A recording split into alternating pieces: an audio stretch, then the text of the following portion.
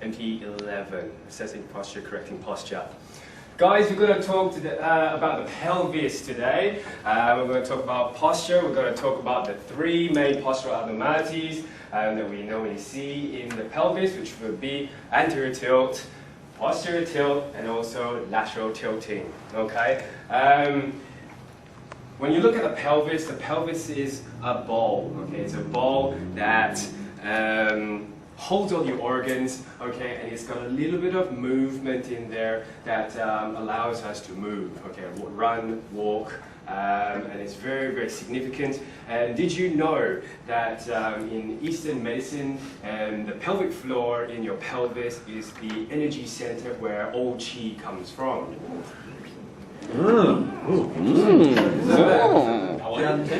What's that? Is that called a Tianten, or is that something else? Yeah, the root chakra, the energy center where all energy flows come from. Okay. Very interesting, isn't it?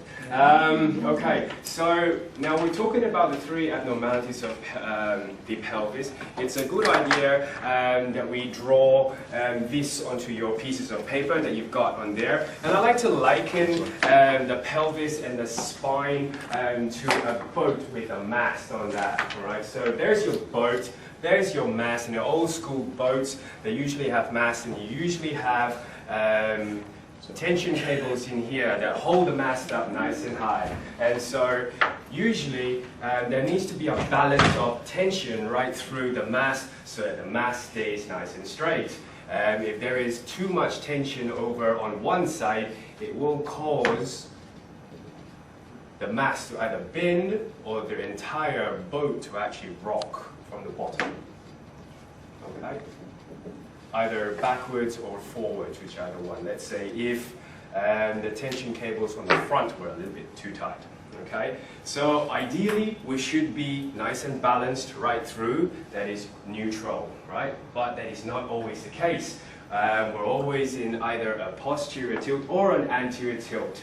And so when you have an anterior tilt, probably the best good idea if we all stand up and we get inside an anterior tilt so we know what it feels like. So an anterior tilt, okay, what you normally want to do is to perk your bum out, tailbones up to the ceiling, okay, tailbones right up, keep your shoulders up nice and high in here. And I'd like you to exaggerate that movement even more, and I want you to tell me what muscles you feel that are tight.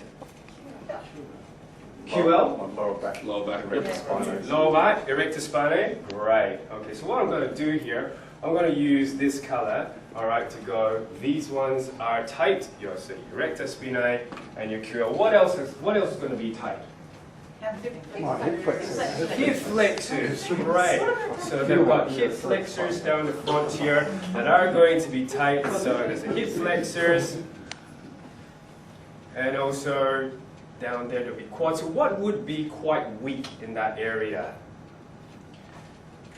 I feel my abs weak. You really have to release your abdominals to get into that position though, don't you? Yeah? So what I'm doing right here would be a weakness of your abdominals. And what's happening at the back? Lengthening of the hamstrings as well. So if you can see now, there is a nice little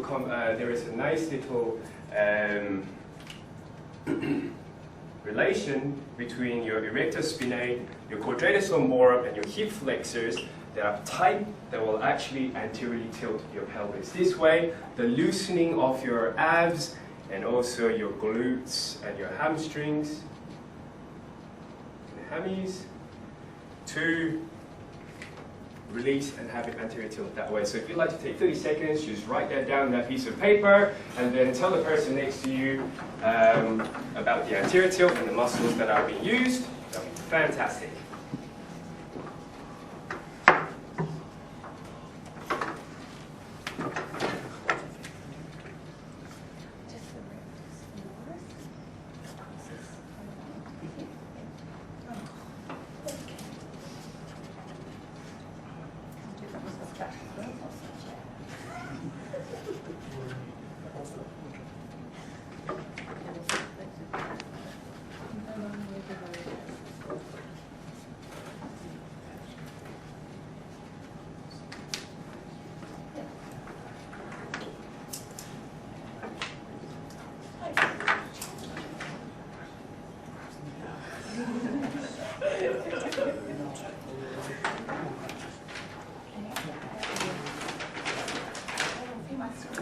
What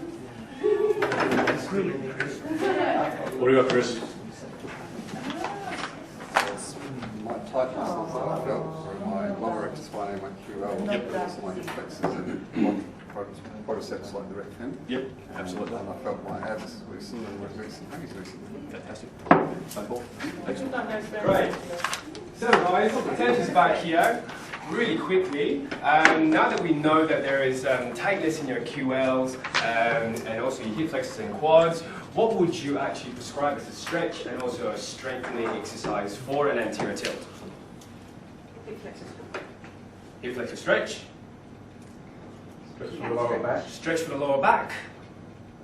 What would you strengthen as well in this situation? Strengthen my abdominals. Strengthen the abdominals. And glutes And strengthen the glutes and hammies. Great, so you write that down as well. That would be fantastic. And we'll move on over to the posterior tilt. Now, when you have a posterior tilt, your posterior tilt is when you have your tailbone tucked underneath. So when everybody's ready again, we get everybody to stand up again and do a posterior tilt. Okay?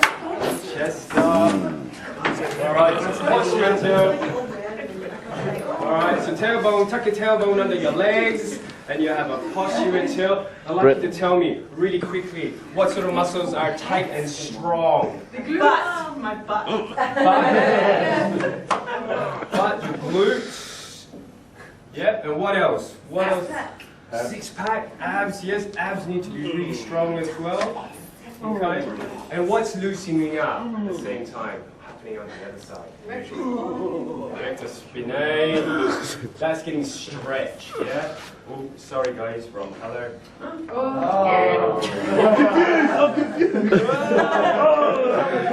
Daryl said. Hip flexors here. Cool. So now you got that down. Just take 30 seconds, write that down on the pieces of paper, and tell the person next to you what a posterior tilt is. What